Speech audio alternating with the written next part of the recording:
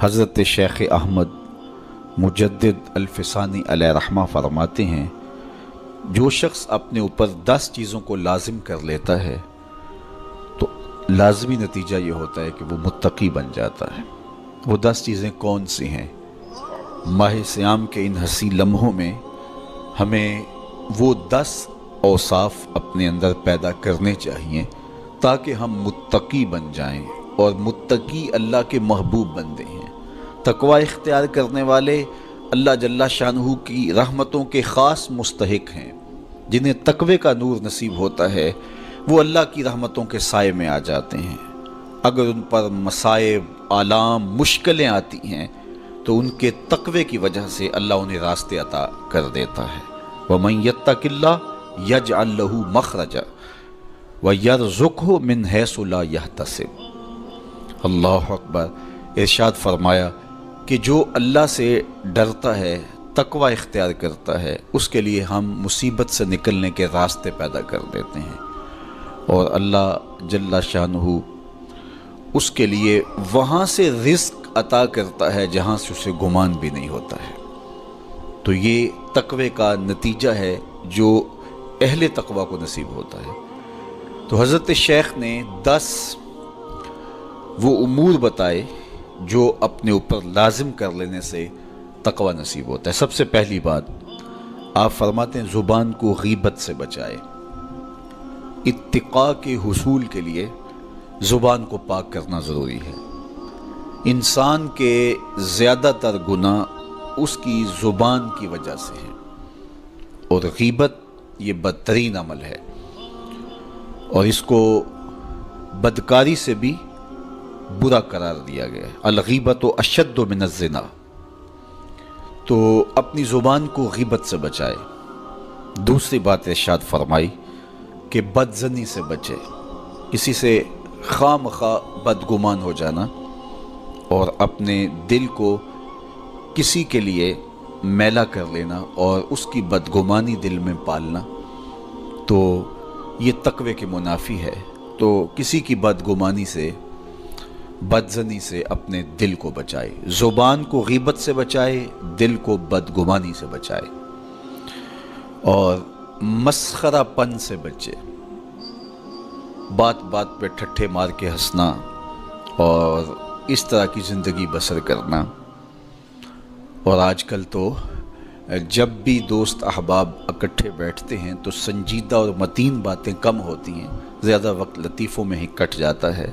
انسان کو خوش مزاج ہونا چاہیے، اس کی طبع میں شگفتگی ہونی چاہیے، لیکن شگفتگی، خوش مزاجی اور مسخرہ پن میں فرق ہے، اس کو سمجھنا چاہیے۔ سنجیدہ اور متین زندگی یہ مومن کی زینت ہے، انسانیت کا حسن ہے۔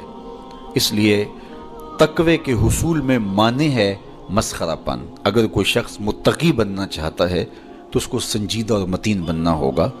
طبیعت کی خوش مزاجی یہ معنی نہیں ہے، لیکن مسخرہ پن اور چیز ہے، اس سے روک دیا گیا۔ چوتھی چیز حضرت شیخ احمد فرماتے ہیں کہ اپنی آنکھ کو حرام سے بچائے۔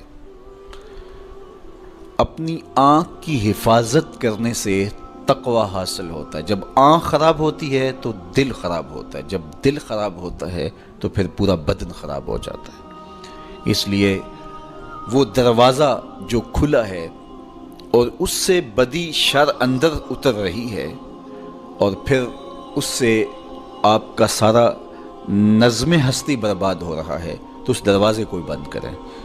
تو اپنی آنکھ کو حرام سے بند کریں۔ پانچویں چیز ارشاد فرمائی، ہمیشہ سچ بولے۔ جھوٹا شخص کبھی متقی نہیں ہو سکتا۔ اتقاء کے حصول کے لیے اپنے آپ کو سچ کا خوگر بنانا ہوگا۔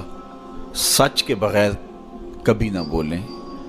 جھوٹ بولنے والے کی زبان سے شر پھیلتا ہے، اور جب کوئی شخص جھوٹ بولتا ہے تو حدیث پاک میں آتا ہے اس سے بدبو نکلتی ہے، جس کو عام لوگ تو نہیں سونگھ پاتے، لیکن اللہ کے فرشتے 1 میل دور پیچھے ہٹ جاتے ہیں۔ تو مومن سچا ہوتا ہے، مومن جھوٹا نہیں ہوتا، اور تقوی کے اصول کے لیے سچ شرط ہے۔ چھٹی چیز ارشاد فرمائی، ہر حال میں اللہ کا احسان مانے۔ جب کوئی بھی انسان پر بہتری آئے تو اس وقت یہ کہے کہ یہ میرے رب کا احسان ہے کہ مجھے یہ حاصل ہوا ہے۔ بہت سارے لوگ اپنی محنت کا نتیجہ قرار دیتے ہیں کہ یہ میں نے کیا تو اس کے نتیجے میں یہ ملا۔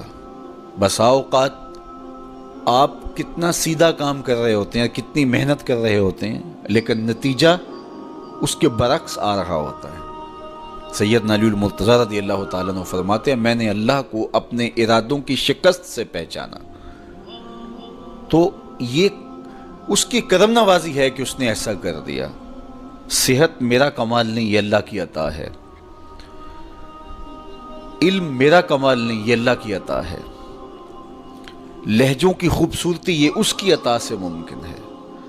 اس نے آنکھوں میں روشنائی رکھی، اس نے توفیق عمل نصیب فرما دی، اس نے اچھائی کی راہوں پہ گامزن کیا، ماہ صیام میں روزہ رکھنے کی توفیق ہوئی، صلاۃ التراویح میں حاضری کا موقع میسر آیا، دیگر صالح اعمال تلاوت کلام مجید نصیب ہوئے، تو مت سمجھے کہ یہ کوئی میرا کمال ہے۔